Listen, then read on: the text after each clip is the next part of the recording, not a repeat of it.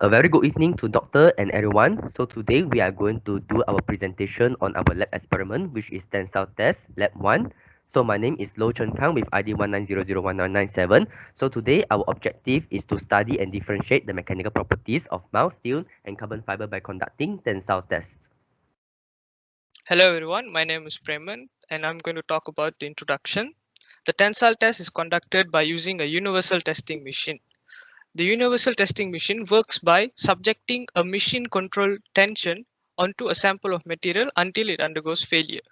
A wide range of tests can be performed using universal tensile machine with different types of materials. Some of the tests that we can conduct is flexural test, tensile test, peel test, bend test, and also compression test. A complete label diagram of the UTM is shown in the slide below. Next slide, please. The first material we chose is mild steel, which is a metal. Mild steel is a low carbon steel. It has an iron composition of 0.05% and carbon composition of 0.25%. The benefits of using mild steel is that it is corrosion resistant, it is weldable, ductile, and also cost effective. Mild steels are widely used in car parts, furniture, wires, and also fencing. The next material we chose is carbon fiber, which is a polymer. Carbon fiber is composited with graphite and it is also known as graphite fiber. Carbon fibers are extremely stiff, strong, lightweight, and also corrosion resistant. Carbon fibers are used to make hockey sticks, tennis rackets, golf clubs, and also badminton rackets. Moving on to literature review. So tensile test is a destructive test which provides information about the mechanical properties of the material. The amount of force applied to the material and the elongation will be measured and studied during the tensile test.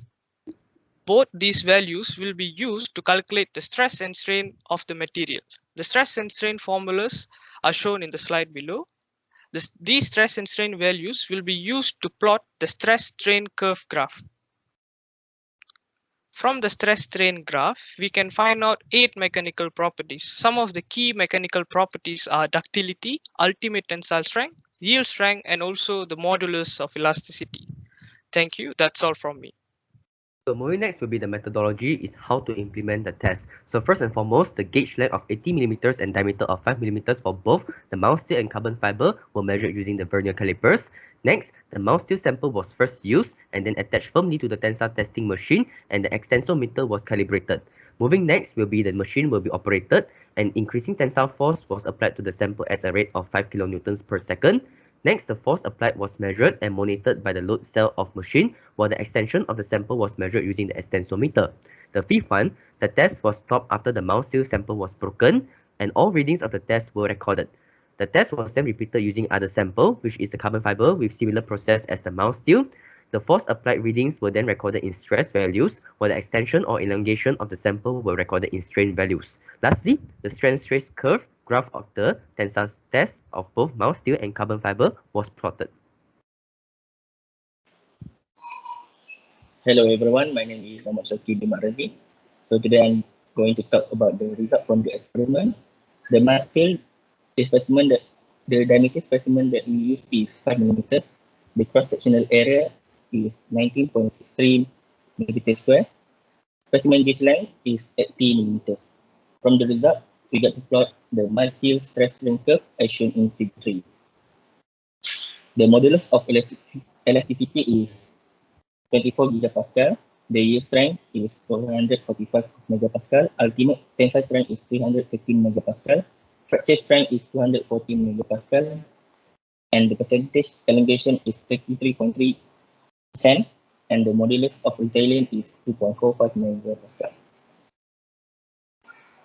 Next.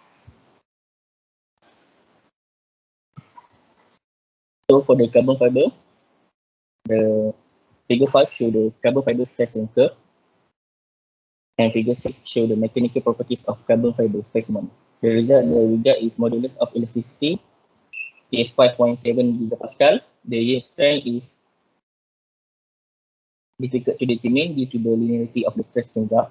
The ultimate tensile strength is 580 megapascal and fracture strength is 580 megapascal. the percentage elongation that we get is 10%.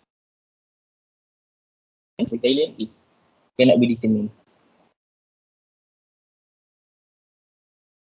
Okay, hello everyone. My name is Julian, and now I'll be presenting about the discussion. Starting off with the modulus of elasticity.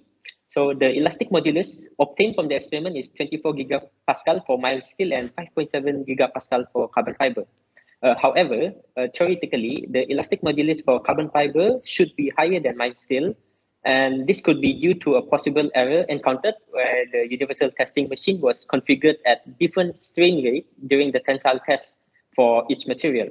So in general, carbon fiber have greater elastic modulus than mild steel, which means that it is stiffer and is more resistant to undergo deformation within the elastic range. Next slide. So moving on to the yield strength.